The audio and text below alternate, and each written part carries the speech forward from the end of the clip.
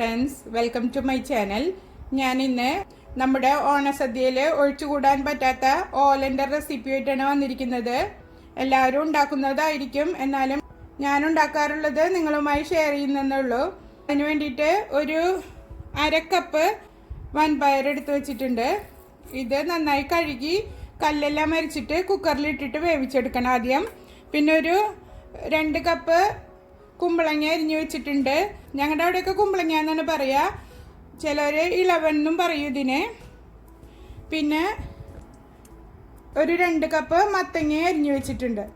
1-ാം പാലും 2-ാം പാലും അടിച്ചു വെക്കണം. 1-ാം പാല് 1 കപ്പും 2-ാം പാല് 2 കപ്പുമാണ് ഞാൻ എടുക്കുന്നത്. പിന്നെ നമുക്കതിലേക്ക് പച്ചമുളകാണ് ആവശ്യം. അപ്പോൾ ഇതെങ്ങനെ റെഡിയാക്കുന്നതെന്ന് നോക്കാം. വീഡിയോയിലേക്ക് പോകുന്നതിന് മുമ്പ് എൻ്റെ ചാനൽ സബ്സ്ക്രൈബ്, ലൈക്ക്, ഷെയർ മറക്കരുത് കേട്ടോ. അപ്പോൾ ഇനി നമുക്ക് ഓലൻ ഉണ്ടാക്കാം. ഞാനൊരു കുക്കർ അടുപ്പത്ത് വെച്ചിട്ടുണ്ട്. അതിലേക്ക് പയർ നന്നായി കഴുകി വൃത്തിയാക്കിയത് ഇട്ട് കൊടുക്കുക. കല്ലൊന്നും ഇല്ലാതെ നന്നായി അരിച്ചെടുത്തതാണ്.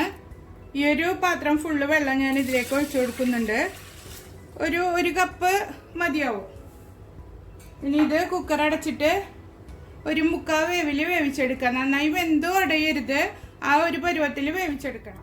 പയർ വെന്തിട്ടുണ്ട്. ഈ ഒരു പരുവത്തിലാണ് ഞാൻ വേവിച്ചെടുത്തിരിക്കുന്നത്. നന്നായി വെന്തോ ഉടഞ്ഞു പോകരുത്. ഇതിലിപ്പോൾ അല്പം വെള്ളമുണ്ട്, അത് വറ്റിക്കേണ്ട ആവശ്യമില്ല. നല്ലോണം വെള്ളം ഉണ്ടെങ്കിൽ ഒന്നെങ്കിൽ ഊറ്റിക്കളയുക, അല്ലെങ്കിൽ ഇതിലെന്നെ ഇട്ടിട്ട് വറ്റിച്ചെടുക്കുക. ഇതിപ്പോൾ നിങ്ങൾക്ക് കാണാനുള്ള സൗകര്യത്തിന് വേണ്ടിയിട്ട് ഞാനൊരു പരന്ന പാത്രത്തിലേക്ക് മാറ്റിയതാണ്. കുക്കറിലാകുമ്പോൾ അത്ര ക്ലിയർ ആയിട്ട് കാണില്ലല്ലോ. ഇനി ഇതിലേക്ക് മത്തങ്ങ അരിഞ്ഞത് ഇട്ട് കൊടുക്കുക. ചെറിയ പീസാക്കിയിട്ട് കട്ട് ചെയ്യേണ്ട ആവശ്യമില്ല. ഈ ഒരു പരുവത്തിൽ കട്ട് ചെയ്തെടുത്താൽ മതി. ഇനി കുമ്പളങ്ങ അരിഞ്ഞതും ചേർത്ത് കൊടുക്കുക. ഒരു 4 പച്ചമുളക് നടുകെ കീറിയിട്ടുണ്ട്. ഫുള്ളായിട്ട് പൊളിച്ചിട്ടില്ല, നടുവിലൊന്ന് കീറിയിട്ടേ ഉള്ളൂ. അതിട്ട് കൊടുക്കുക. പച്ചമുളകിൻ്റെ എരിവിനനുസരിച്ചിട്ട് കൂട്ടിയും കുറച്ചൊക്കെ ചേർക്കണം. നമുക്ക് ആകെ എരിവിന് ഈ പച്ചമുളകിൻ്റെ എരിവ് മാത്രമേ ഇതിലുണ്ടാവുകയുള്ളൂ. അതുകൊണ്ട് എരിവ് നോക്കിയിട്ട് നിങ്ങളുടെ എരിവിനനുസരിച്ചിട്ട് ചേർത്ത് കൊടുക്കുക. ഇനി ഇതിലേക്ക് ഉപ്പ് ചേർത്ത് കൊടുക്കാം.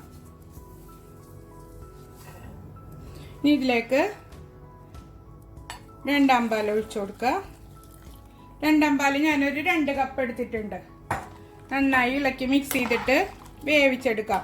ഇത് കുക്കറിൽ തന്നെ ഇട്ടിട്ട് വേവിക്കണ്ട, കാരണം കുക്കറിലിട്ടിട്ട് നമ്മൾ മൂടി വെച്ചിട്ട് വേവിച്ചാൽ ചിലപ്പോൾ പാല് പിരിയാനുള്ള സാധ്യത ഉണ്ട്. അതുകൊണ്ട് തുറന്ന് വെച്ചിട്ട് തന്നെ വേവിച്ചാൽ മതി. കുക്കറിൽ തന്നെ ചെയ്തെടുക്കണമെങ്കിൽ തന്നെ തുറന്ന് വെച്ചിട്ട് വേവിച്ചെടുക്കുക. തീ കത്തിച്ചിട്ട് ഇത് വേവിച്ചെടുക്കുക. ഞാൻ തുറന്ന് വെച്ചിട്ട് തന്നെയാണ് വേവിക്കുന്നത്. ഒരു 2 കറിവേപ്പിലയും കൂടി ഇട്ട് കൊടുക്കുക. എന്നിട്ട് വേവിച്ചെടുക്കുക. ഇടയ്ക്കിടയ്ക്ക് ഇളക്കി കൊടുക്കണം. പാലൊക്കെ വറ്റി ഒരുവിധം കുറുകി വന്നിട്ടുണ്ട്. ഈ സമയത്ത് ഉപ്പ് നോക്കിയിട്ട് ഉപ്പ് കുറവുണ്ടെങ്കിൽ ഇട്ട് കൊടുക്കണം.